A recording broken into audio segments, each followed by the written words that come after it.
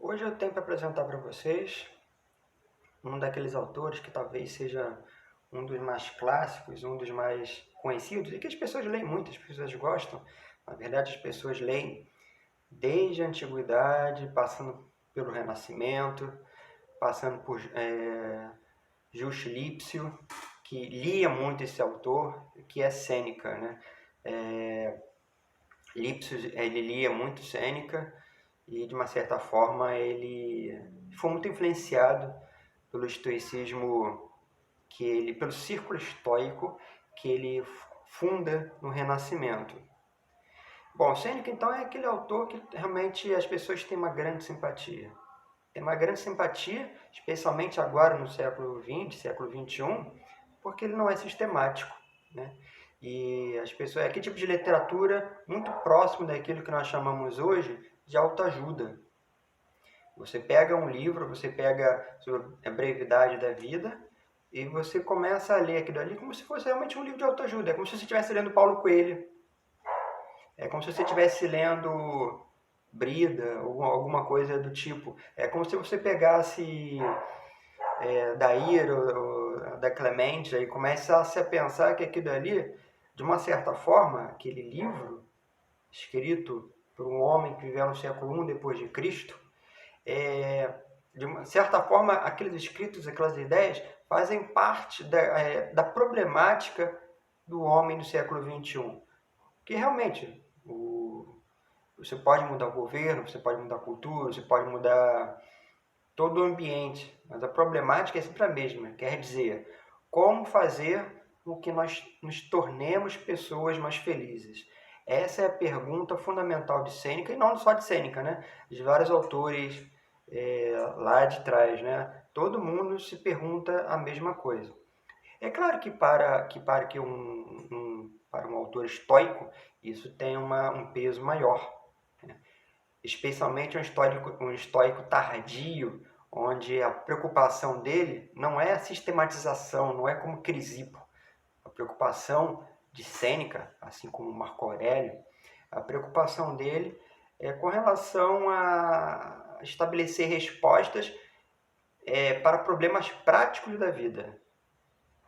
À medida que eu pergunto como ser feliz, o que eu estou tentando, na verdade, é me dar respostas para dilemas meus, pessoais, agora, que ele tinha e que nós também temos, dependente do meio cultural. Sêneca, então, foi um autor que todo mundo sabe, ele caiu em desgraça a partir do imperador Cláudio e conseguiu retornar à corte sob Nero. Ele tinha muitas boas relações com a Agripina, e a Agripina, a partir da ascensão de Nero em 54, fez com que Sêneca retornasse a Roma, porque ele estava exilado, né? Cláudio tinha exilado ele por um suposto adultério. Ele fica exilado em Córcega, e a partir então de Nero, no iníciozinho do retorno, com a ajuda de Agripina, Sêneca retorna então a Roma. E é sabido que ele foi um homem extremamente rico. Ele foi um homem rico e muito influente. Tanto é que quando ele retorna a Roma, ele retorna como preceptor, como o professor do príncipe Nero. Assim como um cargo muito parecido com aquele que Aristóteles tomou, quando ele também assumiu o cargo de tutor de Alexandre o Grande. É muito parecido, só que em vez de ser Império da Macedônia, é Império Romano. Aí já estamos falando realmente de império, não mais de República Romana. E ele foi realmente um homem bastante rico e influente. Ele é sabido, né, alguns historiadores antigos, como Tácito, por exemplo, informam que ele tinha grandes extensões de terra no Egito. É sabido que no ano de 61 ele empresta grande soma de dinheiro para a província da Britânia e pede esse dinheiro de volta sem nenhum tipo de aviso prévio. Isso provoca, parece que, pelo que eu sei, uma revolta localizada na Britânia, né, onde fica a Inglaterra hoje, na província da Inglaterra. Eles chamavam de Britânia. Então, uma pergunta que sempre se fez: de que modo que Sêneca é considerado um filósofo na medida em que aquilo que ele escreve contrasta com a vida que ele levava? Em outras palavras, Sêneca pode ser considerado um filósofo na medida em que, com a grande ânsia de poder que ele tinha, com a grande ânsia de conquista material que ele tinha, isso não, de alguma forma, isso não contrastava com os escritos dele sobre uma vida simples, sobre uma vida desprendida do mundo externo para viver unicamente da razão, que são postulados típicos do estoicismo? Essa aqui sempre se fez essa pergunta. E talvez essa pergunta se responda da seguinte forma: é provável que Sêneca não escrevesse para ele. Diferentemente de Marco Aurélio com Meditações, é sabido que em Meditações o imperador escrevia para ele. Mas o escrito de Sêneca não, ele escreve para os homens. Então, escrevendo para os homens, ele se redime da responsabilidade sobre aquilo que ele está escrevendo. Entre aspas, né? Porque, na verdade, na medida em que ele escreve, ele, como homem, ele está escrevendo também para ele. Ele não se coloca, assim, numa posição de sábio, mas como alguém que está em busca da sabedoria. E se ele está em busca da sabedoria, e, portanto, não é sábio, então ele também tem como justificar esses deslizes morais, essas falhas, que historicamente ele foi tanto acusado até atualmente. Em outras palavras, aquilo que ele escreve tem impacto para ele apenas na medida em que ele também está aprendendo com aquilo que ele escreve. Aquilo não está sedimentado para a perspectiva dele. Ele também é um aprendiz, ele não é um sábio, ele não é um Sócrates. Sócrates morreu por aquilo, né? De uma certa forma também, né? Sêneca também, porque Sêneca foi condenado ao suicídio pelo imperador Nero. Mas ele está aprendendo. Ele não se coloca, então, naquela situação de sábio e com aquela exigência que nós temos com relação aos sábios. Mas Sêneca é um daqueles autores muito interessantes, porque, como ele não é sistemático, ele se coloca na tradição dos estoicos romanos.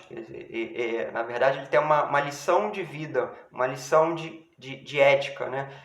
Se lembra aquelas 3 estamentos que Zenão e Crisipo fizeram para o estoicismo? Que todo o estoicismo ele é dividido em cosmologia, ética. Vocês se lembram disso?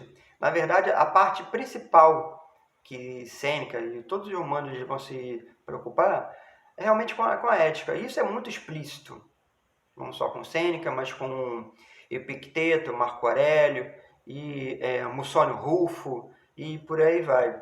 Porque, na verdade, eles querem realmente, como eu falei anteriormente, responder aquela pergunta: como eu posso ser uma pessoa mais feliz? Como eu posso, apesar da riqueza que eu tenho, apesar da influência política que eu tenho, ser uma pessoa mais feliz? E eu acho muito interessante porque nas cartas a Lucílio, por exemplo, que é muito interessante, né? Eu recomendo que se leia a carta a Lucílio, porque são várias cartas que ele foi escrevendo e elas foram agrupadas com esse título, né, de Cartas a Lucílio, porque eles foram endereçados a esse Lucílio. Ele coloca uma teoria ali que Crisipo, por exemplo, ele já falava. Ele vai falar assim, por exemplo, a teoria dos preferíveis, né? Que eu já falei isso em outros vídeos. O sábio é aquele que vive na riqueza. Se não tiver riqueza, ele também vive bem na pobreza. O sábio é aquele cara que vive bem na sua pátria. Mas se não for possível, ele também vive bem no exílio. O sábio é aquele cara que vive bem na saúde. Mas se a saúde não for possível, também vive bem na doença. Quer dizer, ele vai sempre preferir a melhor condição, porque essa melhor condição, de acordo com o senso comum, é aquilo que os estoicos vão chamar de oikeioses, né? São as condições preferíveis. Então ele vai preferir essa situação. Se isso não for possível, aí sim é que ele vai partir para o outro extremo e vai agrupar isso tudo dentro do mundo dos indiferentes, do adiáfora, como se escreve em grego. E Sêneca escreve sobre isso também na Carta a Lucílio. Então ele reitera a Crisipa nesse sentido. Ele reitera outras coisas, né? Ele vai reiterar o estoicismo antigo com relação ao sábio ser sempre em conformidade com a natureza, em conformidade com o destino, em conformidade com a fortuna, quer dizer, com tudo aquilo que é capaz de acontecer no decurso da vida, como se isso fosse uma condição inerente à própria existência da pessoa, à própria existência das coisas. Quer dizer, as coisas acontecem assim ou assado porque devem acontecer e cabe a você, enquanto sábio, se coadumar com essas coisas para que, a partir dessa conformidade, você possa alcançar a felicidade. É uma espécie de resignação, mas não é uma resignação cristã, porque a resignação cristã ela tende ao sobrenatural. Para o estoicismo não existe essa ideia de sobrenatural, porque tudo é corpóreo. Existe no estoicismo uma metafísica, só que é uma metafísica corporal. Tudo é corpóreo. No universo não existe nada que não seja corpóreo. E Crisipo fala sobre isso, e Sêneca também fala sobre isso na Carta aos Lucílios, na Carta a Lucílio. Então, eu acho que é um autor muito legal de se ler. Ele não é difícil de se ler, assim como o Marco Aurélio também não é difícil de se ler, mas eu recomendo sempre que se leia antes os antigos, para que, se você entender bem os antigos, você vai conseguir entender legal também Sêneca e perceber as diferenças, né? Porque Sêneca, embora seja um estoico, mas ele não é um antigo, ele não é um grego. Então, a perspectiva dele não é de um estoicismo grego, é de um estoicismo romano, romanizado, onde a preocupação dele realmente é muito mais da ética, com a ética, e com essa ajuda admoestativa, do que com uma especulação filosófica a respeito do que é o mundo, como é que o mundo se comporta, o que são os deuses. Essa não é realmente muito a praia de Sêneca. Eu fico esperando então a leitura de vocês. Diga aqui embaixo o que vocês acharam do vídeo. Siga o nosso blog, o Portal Veritas, que tem muita coisa ali, inclusive sobre o estoicismo. Siga nossa página Portal Veritas lá no Facebook e siga o nosso canal no YouTube. Estou aguardando todo mundo e até a próxima.